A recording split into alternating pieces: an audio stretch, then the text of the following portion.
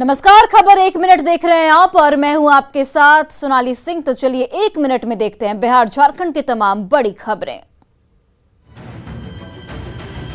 खगड़िया में एक मुखिया शराब पीते रंगे हाथ पकड़े गए हैं। महेशखुर्द थाना क्षेत्र के पकरेल पंचायत के मुखिया जब अपने दोस्तों के साथ एक कमरे में दारू पार्टी कर रहे थे, उसी दौरान पुलिस ने जश्न वाली जगह पर दबिश दे दी। पुलिस की छापेमारी में मुखिया और उनके समर्थक नशे की हालत में गिरफ्तार कर लिए गए। दारू पीते रंगे हाथ पकड़े गए मुखिया और उनके सहयोगियों को जांच के लिए जब सदर अस्पताल लाया गया, वहां ये सभी तमाशा करने लगे। दारू पीते गिरफ्तार हुए मुखिया के समर्थक अस्पताल के गेट पर जमकर हंगामा करने लगे। सभी की जांच में शराब पीने की पुष्टि हुई है। हंगामे के दौरान मुखिया और उनके समर्थक भागने की कोशिश भी करते दिखे। वहीं दारू पीते रंगे हाथ गिरफ्तार हुए मुखिया बार बार कह रहे थे कि पार्टी थी तो 1-2 पैक पी ली है। साथ ही शराब के नशे में धुत मुखिया ने पुलिस पर ही शराब भेजने का आरोप लगा दिया। नशे में धुत मुखिया पुलिस पर ही उल्टे कार्रवाई की मांग करने लगे।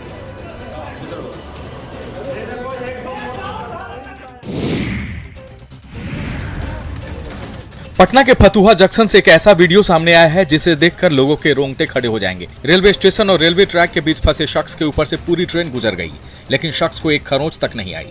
ट्रेन और पटरियों के बीच आने के बावजूद भी उस शख्स की जान बच गई।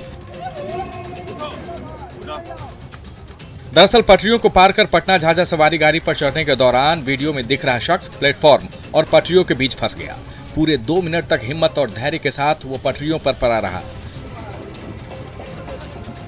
ट्रेन के गुजरने के बाद सुरक्षित बच जाने पर युवक को मानो नई जिंदगी मिल गई।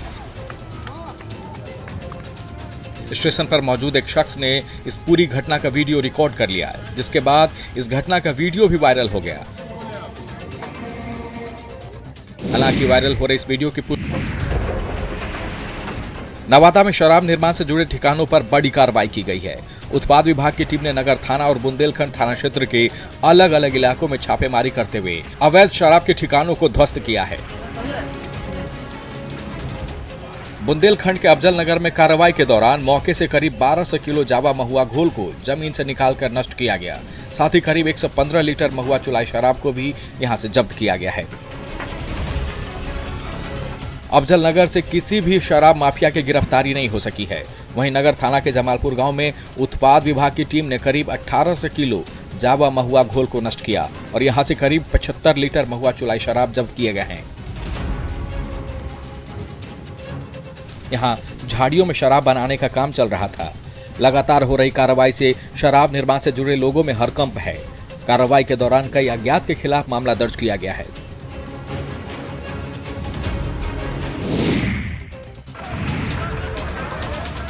कटिहार में जमीन को लेकर प्रशासन और आदिवासी समाज एक बार फिर आमने सामने है। सरकारी जमीन पर आदिवासी समाज की ओर से किए गए अतिक्रमण को हटाने पहुंची पुलिस की टीम को विरोध का सामना करना पड़ा। पुलिस ने यहां आदिवासी की ओर से कब्जा की गए जमीन पर न सिर्फ ट्रैक्टर चलाया, बल्कि इन जमीन पर बनाए गए झोपड़ियों को भी तोड़ दिया। तीर धनुष और पारंपरिक हथियार से लैस आदिवासी समाज के लोग पुलिस से 2-2 हाथ करने के लिए बैठे हुए थे। आदिवासी समाज को माले जैसे राजनीतिक दल का समर्थन मिल रहा है। बावजूद इसके पुलिस की टीम ने सरकारी जमीन से अतिक्रमण हटा लिया।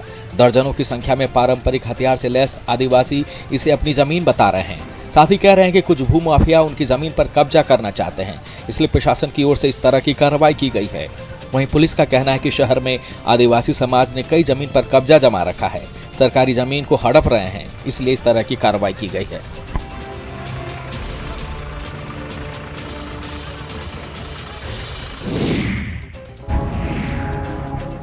तेईस साल की उम्र में घर के इकलौते चिराग ऋषि रंजन, जो देश के लिए शहीद हो गए, आज उनका परिवार बदहाली के जीवन जी रहा है। शहीद ऋषि रंजन के माता पिता पर दुखों का पहाड़ टूट पड़ा है। घर की हालत ठीक नहीं है। शहीद ऋषि रंजन के माता पिता को सरकारी वादे के पूरा होने का इंतजार है। शहीद लेफ्टिनेंट ऋषि रंजन की माता और पिता ने सरकार से न सिर्फ गुहार लगाई, बल्कि कहा कि मांगने पर अगर नौकरी मिलती है तो यह भीख मांगने जैसी है। शहीद ऋषि रंजन की मां ने रोते हुए बताया कि उन्होंने अपने इकलौते बेटे को देश के लिए बलिदान कर दिया। शहादत के समय काफी संख्या में नेता लीडर आए, लेकिन आज अपनी बेटी के लिए नौकरी मांगनी पड़ रही है और वह भी नहीं मिल पा रही है। उन्हें धन दौलत नहीं चाहिए, लेकिन एक बेटी है, उसे नौकरी मिलनी चाहिए और सरकार से अभी भी ये मांगनी पड़ रही है। शहीद के पिता का कहना है कि बेटी की नौकरी के लिए ऑफिस के चक्कर लगाने पड़ रहे हैं।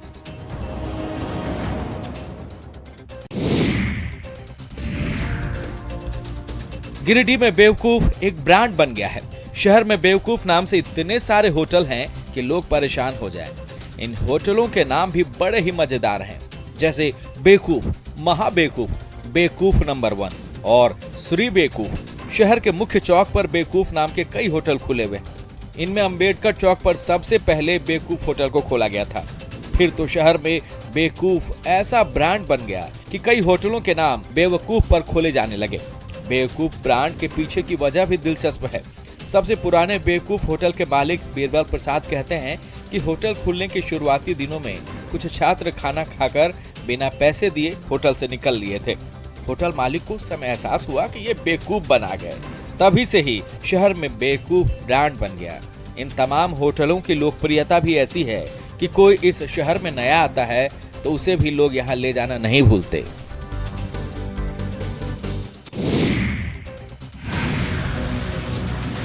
रूस के साथ शुरू हुए युद्ध से यूक्रेन में हालात लगातार बिगड़ रहे हैं। रूस यूक्रेन युद्ध में बिहार के भी छात्र वहां मुसीबत में पड़ गए हैं। यूक्रेन में मेडिकल की पढ़ाई कर रहे बिहार के कई जिलों के छात्र छात्राएं वहां फंसे हुए हैं। इसमें बक्सर की रहने वाली मेडिकल स्टूडेंट सुप्रिया भी यूक्रेन में फंसी हुई है।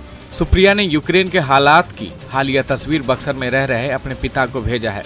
वीडियो में सायरन की आवाज और लड़ाकू विमान साफ दिख रहे हैं। यूक्रेन में लोगों के घर के ऊपर से लड़ाकू विमानों को गुजरते हुए देखा जा सकता है। वीडियो से साफ लग रहा है कि वहां फंसे छात्रों की हालत क्या होगी। भरचकिया गांव में रह रहे सुप्रिया के पिता भी बेहद परेशान हैं। परेशान पिता कमलेश सिंह लगातार फोन के माध्यम से अपनी बेटी से संपर्क में हैं।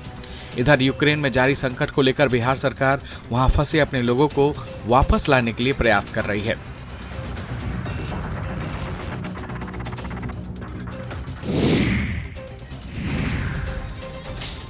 रांची के अरगोड़ा थाना क्षेत्र में विवादित जमीन को लेकर जमकर हंगामा हुआ। जमीन बेचने वाले और सरना धर्मावलंबी इस विवादित जमीन को लेकर आमने सामने आ गए। शहर के 1 एकड़ की एक प्लॉट को लेकर सरना धर्मावलंबी इस विवादित जमीन पर पहुंचे और जमीन पर की गई घेराबंदी को तोड़ते हुए वहां सरना झंडा गाड़ दिया, पूजा पाठ शुरू कर दी। तोड़फोड़ करने वालों से जब सवाल पूछे गए तो उनका कहना है कि यह जमीन पाहन की है और इस पर पूजा पाठ और खेतीबाड़ी की जाती है। शहर के जमीन माफिया उनके समाज की जमीन की प्लॉटिंग कर रखी है, जिसे उन लोगों ने तोड़ दिया है। सरना धर्म से जुड़े लोगों का कहना है कि जमीन को लेकर वे कार्यालय के चक्कर काट रहे हैं, लेकिन कोई कार्रवाई नहीं की जा रही है। हालांकि विरोध प्रदर्शन करने वाले लोगों के पास इस विवादित जमीन से जुड़े हुए कोई कागजात नहीं थे। बावजूद इसके इन लोगों ने जमीन पर सरना झंडा गाड़ दिया।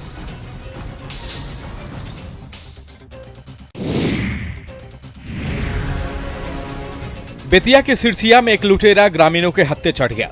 फिर तो ग्रामीणों ने उसकी जमकर पिटाई कर दी। दरअसल जोगिया टोला में बैंक ऑफ बड़ौदा के सीएसपी संचालक केंद्र के संचालक से 2 बाइक सवार अपराधियों ने रुपए लूट लिए थे। लूट की वारदात के बाद सीएसपी संचालक ने शोर मचाया, जिसे सुनकर आसपास के ग्रामीण को भी लूट की खबर लगी। फिर तो सीएसपी संचालक से 1 लाख रुपए हथियार के दम पर लूट कर भाग रहे अपराधियों का ग्रामीणों ने पीछा किया और इनमें से एक अपराधी ग्रामीणों के हाथ लग गया, जबकि दूसरा फरार हो गया। ग्रामीणों के हत्थे चढ़े एक अपराधी की लोगों ने जमकर पिटाई कर दी। अपराधी के पास एक पिस्टल भी बरामद हुआ है। पीट कर अपराधी को ग्रामीणों ने अधमरा कर दिया।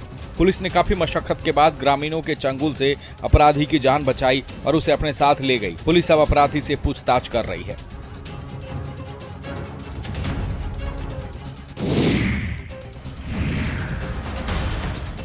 मुंगेर में बेखौफ अपराधियों ने इस बार छिनतई की वारदात को अंजाम दिया है। शहर के जाने माने डॉक्टर के एम पूर्वे के स्टाफ से रुपयों से भरे बैग को बड़ी बाजार में अपराधियों ने छीन लिया है। दरअसल डॉक्टर के स्टाफ बैंक से रुपए निकालकर घर की ओर पैदल जा रहे थे। रुपए को उन्होंने एक बैग में रखा हुआ था। बैग में रुपयों के साथ साथ मोबाइल और कई कागजात भी थे। इसी दौरान बाइक सवार 2 अपराधी सामने से आए और बड़े आराम से रुपए से भरे बैग को छीनकर फरार हो गए। बैग में लगभग 1.5 लाख रुपए रखे हुए थे वारदात की ये तस्वीर अब सीसीटीवी में कैद हो गई है। कोतवाली थाना में छिनतई के खिलाफ मामला दर्ज कर लिया गया है। पुलिस अब सीसीटीवी फुटेज के आधार पर बाइक सवार अपराधियों के तलाश में जुट गई है। पुलिस का कहना है कि बैंक से ही अपराधी डॉक्टर के स्टाफ की रेकी कर रहे थे और मौका पाते ही बड़ी बाजार में वारदात को अंजाम दे दिया। शहर में सरेआम छिनतई की इस घटना से कानून व्यवस्था पर सवाल उठने लगे हैं।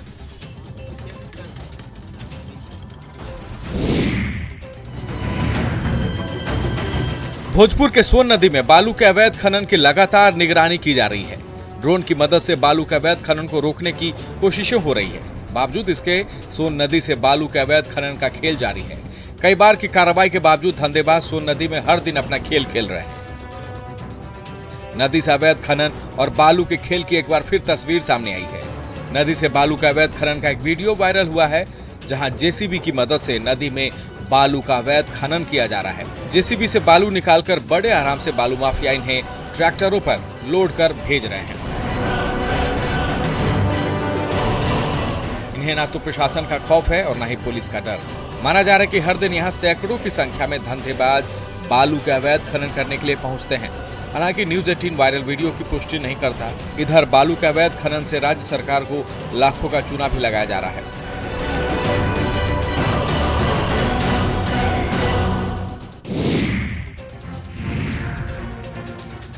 सीतामढ़ी में खतरों से खेलते हुए नौनिहालों को स्कूल जाने की मजबूरी है। रूनी सैदपुर प्रखंड के बसंतपुर गांव में पढ़ने वाले छोटे छोटे मासूम बच्चे हर दिन अपनी जान जोखिम में डालकर सरकारी स्कूल में पढ़ने जाते हैं। दरअसल स्कूल और गांव के बीच बनाया गया NH-77 इन मासूमों के जान पर बनाई है। NH-77 पर तेज रफ्तार से गाड़ियां चलती रहती है। इन सड़कों को पार करना इन बच्चों के लिए आसान नहीं होता। स्कूल जाने का कोई दूसरा रास्ता है नहीं, इसलिए ये बच्चे जान हथेली पर लेकर NH को पार करते हैं। स्कूल जाते वक्त इनके परिजन और स्कूल से छुट्टी होने पर बच्चों को शिक्षक सड़क पार कराते हैं। NH-77 पर हुए बड़े बड़े हादसों ने सबक सिखाने की जरूर कोशिश की है, लेकिन ना तो जिला प्रशासन और ना ही शिक्षा विभाग इसके लिए सजग हुआ। हालांकि कई फैसले सालों पहले इन मासूमों को हित में रखकर लिए जरूर गए थे, लेकिन कागजों पर कोई पहल नहीं की गई।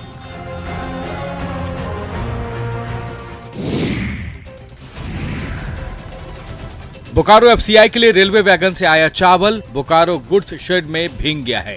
तेलंगाना FCI से बोकारो FCI पहुंचा चावल लापरवाही की वजह से बारिश में भीग गया। अब इस भीगे हुए चावल को ट्रांसपोर्टर चास के काशी, झरिया और बाजार समिति FCI गोदाम में ट्रक के सहारे भेज रहे हैं। चावल पूरी तरह से भीग चुका है। पानी में भीगने की वजह से चावल खराब भी हो चुके हैं।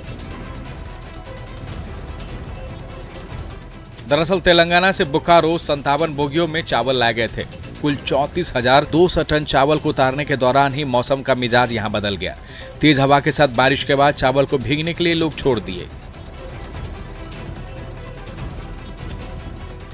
हालांकि FCI के अधिकारियों का कहना है कि चावल को तिरपाल से ढका जरूर गया था, लेकिन खराब मौसम की वजह से ये चावल भीग गए। लापरवाही की वजह से इस बार लाभुकों को खराब चावल ही मिलेंगे।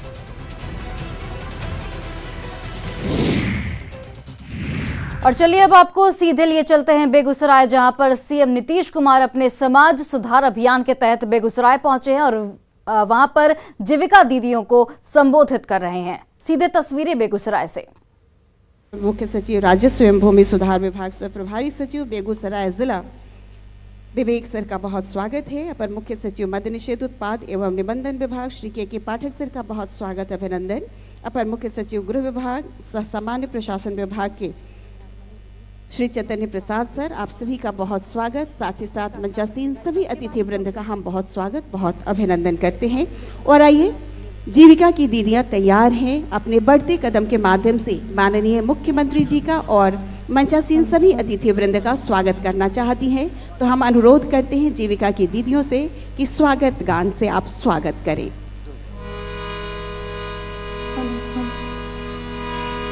हो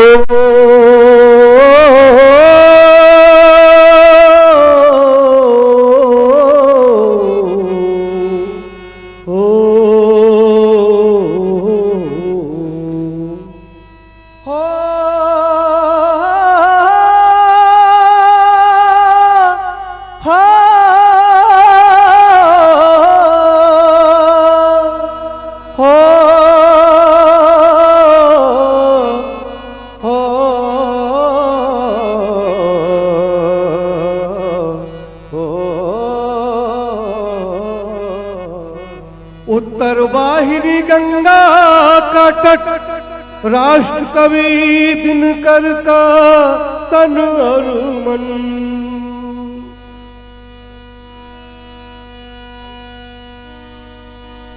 उत्तर वाहिनी गंगा का तट, राष्ट्र कवि दिनकर का तन और मन। हे अतिथि देव आप सभी का शुभ स्वागतम अभिनंदन। हे अतिथि देव आप सभी का शुभ स्वागतम अभिनंदन।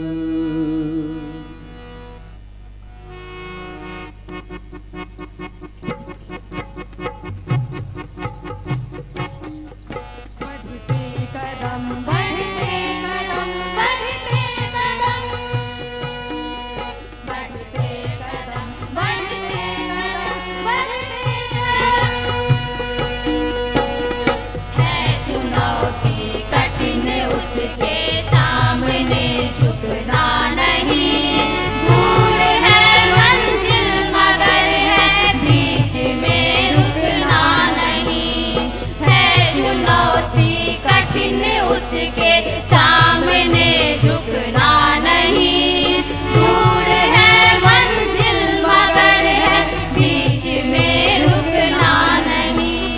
राह कांटों से भरी हो, तन थका हारा बदन हो, चरण हारे भगे। चलिए एक बार फिर से देख लेते हैं खबर 1 मिनट। कटिहार के ग्रामीण इलाकों में एम्बुलेंस की समस्या से लोग जूझ रहे हैं। जरूरत के वक्त एम्बुलेंस धोखा दे जाती है। हाल यह है कि सम्मेली स्वास्थ्य केंद्र के एम्बुलेंस सिर्फ सफेद डब्बा बनकर रह गए हैं। एम्बुलेंस में किसी तरह की सुविधा नहीं रह गई है। दिन पर दिन अस्पताल का एकमात्र एम्बुलेंस बदतर होते जा रही है। इलाके में एम्बुलेंस सेवा पूरी तरह से ठप है। ये हाल तब है जब यहाँ का एक बड़ा हिस्सा राष्ट्रीय राजमार्ग 31 से जुड़ा हुआ है। इलाके से होकर दिल्ली गुवाहाटी रूट भी जाती है। अगर इन रूटों पर किसी भी तरह की अनहोनी हो या दुर्घटनाएं होती है तो मरीज यहाँ एम्बुलेंस के अभाव में ही दम तोड़ दे।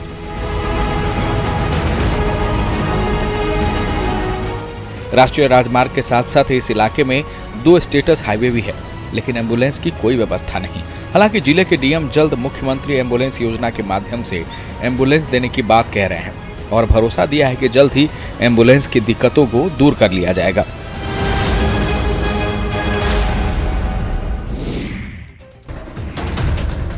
गढ़वा जिले में अवैध ईंट भट्ठा का जंजाल फैला हुआ है। हाल ये है कि सरकार ने जिले में केवल 112 ईंट भट्ठों को संचालित करने का लाइसेंस जारी कर रखा है, लेकिन जिले में इन दिनों सैकड़ों ईंट भट्ठों का संचालन किया जा रहा है। जिले के मेराल, रंका, रमकंडा, बिशुनपुरा, नगर उंटारी, कांडी के साथ अन्य जगहों पर यह अवैध व्यवसाय धड़ल्ले से चल रहा है। यानी खनन विभाग के अधिकारियों की मिलीभगत और जुगाड़ से जिले में कई अवैध ईंट भट्ठे चलाए जा रहे हैं। ईंट भट्ठे के इस अवैध धंधे में शामिल लोगों की पकड़ इतनी गहरी और मजबूत है कि सरकार को वे 1 रुपए का भी राजस्व भुगतान नहीं करते और सालों भर धड़ल्ले से ईंट का निर्माण और बिक्री करते हैं। इन अवैध ईंट भट्ठों से सरकार को भी राजस्व का भारी नुकसान हो रहा है। जिला खनन पदाधिकारी कर्मचारियों की कमी का रोना रो रहे हैं। साफ कहते हैं कि अकेले कितनी जगह पर छापा मारा जाए। हाँ, भरोसा जरूर जता रहे हैं कि टास्क फोर्स का गठन कर इस अवैध धंधे पर लगाम जरूर लगाई जाएगी।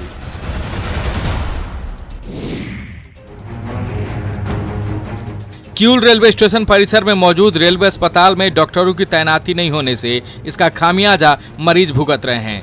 रेलवे अस्पताल में डॉक्टर का पद खाली है। रेलवे अस्पताल में रेलवे अधिकारियों और कर्मचारियों के अलावा रेल यात्रियों को इलाज में परेशानी हो रही है। साथ ही अस्पताल में दवा की भी भारी कमी है। मुश्किल से ही मरीज इस अस्पताल तक पहुँच पाते हैं। इलाज तो दूर, दवाई के अभाव में ही मरीज और उनके परिजन बेरंग लौट जाते हैं। हाल यह कि अस्पताल पहुंचने वाले मरीजों का इलाज फार्मासिस्ट करते हैं। हालांकि दानापुर डिवीजन की ओर से एक डॉक्टर को यहां की जिम्मेवारी सौंपी भी गई है, लेकिन नवादा जंक्शन रेल अस्पताल के लिए नियुक्त डॉक्टर को इलाज के लिए किऊल रेल अस्पताल भेज दिया जाता है, जिस वजह से यहां फार्मासिस्ट ही इलाज का जिम्मा संभाल लेते हैं। किऊल रेल अस्पताल में इमरजेंसी की कोई व्यवस्था नहीं है। इमरजेंसी में मरीजों को सदर अस्पताल भेजा जाता है और बाकी मरीजों का इलाज यहाँ फार्मासिस्ट ही करते हैं।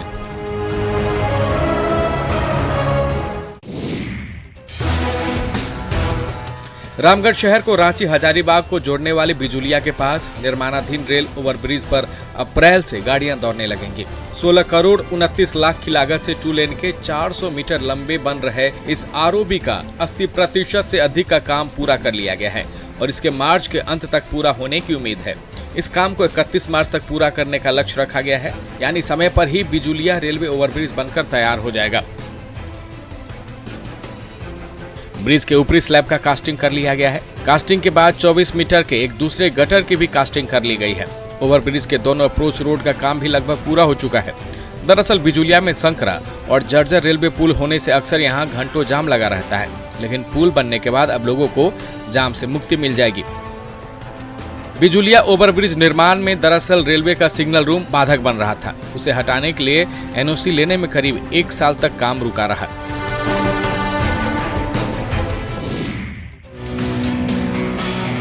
सिवान के लाइफलाइन दाहा नदी पुल को फिर से चालू कर दिया गया है। दाहा नदी पुल एक बार फिर लोगों के लिए खोल दिया गया है। लंबे समय से दाहा नदी पुल के क्षतिग्रस्त रहने से पुल के रास्ते आवागमन बंद था, लेकिन मरम्मत के 6 महीने बीत जाने के बाद पुल का निर्माण कार्य पूरा हो गया है। हालांकि अभी बड़ी गाड़ियां पुल के रास्ते नहीं आ जा सकेंगे। ट्रक, ट्रेलर समेत सभी तरह के बस, मालवाहक गाड़ियां, पिकअप वैन के साथ भारी वाहनों का परिचालन दाहा नदी पुल पर अभी बंद ही रखा गया है। पहले की तरह ही उनका परिचालन बाईपास के रास्ते ही होगा, लेकिन छोटी गाड़ियां, कार, ऑटो के परिचालन के लिए पुल को खोल दिया गया है। छोटी गाड़ियों के परिचालन के लिए पुल पर लगाए गए बैरिकेड को हटा दिए गए हैं। दरअसल दाहा नदी पर बना पुल क्षतिग्रस्त हो गया था, जिससे पुल का एक हिस्सा धंस गया था। पुल क्षतिग्रस्त होने से शहर 2 भागों में बंट गया था। लोगों को आने जाने में लंबी दूरी तय करनी होती थी।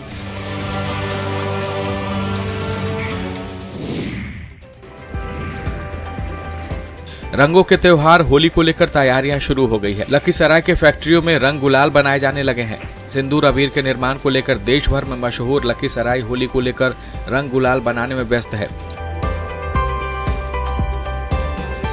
जिले की सिंदूर अबीर की फैक्ट्रियों में होली का रंग घुल गया है। भारी मात्रा में सिंदूर अबीर की फैक्ट्रियों में रंग गुलाल बनाए जा रहे हैं। रंग गुलाल बनाने के लिए फैक्ट्री के कारीगर दिन रात लगे हुए हैं। होली की वजह से लखीसराय की इन फैक्ट्रियों में पहले से ही कई ऑर्डर आ चुके हैं और डिमांड ज्यादा होने की वजह से रंग गुलाल की इन फैक्ट्रियों के कारीगरों में भी उत्सुकता है। बिहार के साथ साथ झारखंड, उड़ीसा, दिल्ली और पड़ोसी देश नेपाल तक लखीसराय के रंग गुलाल भेजे जाते हैं। मार्बल और आरारोट से इन फैक्ट्रियों में गुलाल बनाए जाते हैं।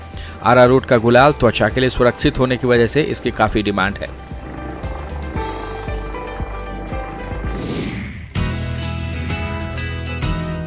खेती में इन दिनों बिहार में नए नए प्रयोग किए जा रहे हैं। औरंगाबाद के विशाल भी मुनाफे वाली मशरूम की खेती कर रहे हैं। MBA पास विशाल लाखों की नौकरी छोड़कर अपने गांव में मशरूम की खेती कर खुश हैं।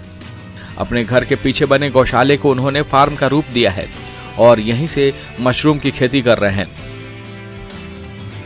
लॉकडाउन के दौरान शौकिया मशरूम की खेती करने वाले विशाल इससे इतने प्रभावित हुए कि मशरूम की खेती के लिए नौकरी छोड़ दी। मशरूम की खेती से हुई कमाई ने विशाल को बड़े पैमाने पर खेती के लिए प्रेरणा दी है। विशाल अब अपने गांव को मशरूम का हब बनाना चाहते हैं। गांव के लोगों को भी मशरूम की खेती से जोड़ना चाहते हैं। विशाल के इस सफलता से कृषि पदाधिकारी भी खुश है। वैसे लीक से हटकर की गई विशाल की यह कोशिश सराहनीय तो है ही, स्वाभिमान के साथ साथ आत्मनिर्भर बनने का एक सशक्त उदाहरण भी है। और आपको सीधे लिए चलते हैं बेगूसराय, जहां पर CM नीतीश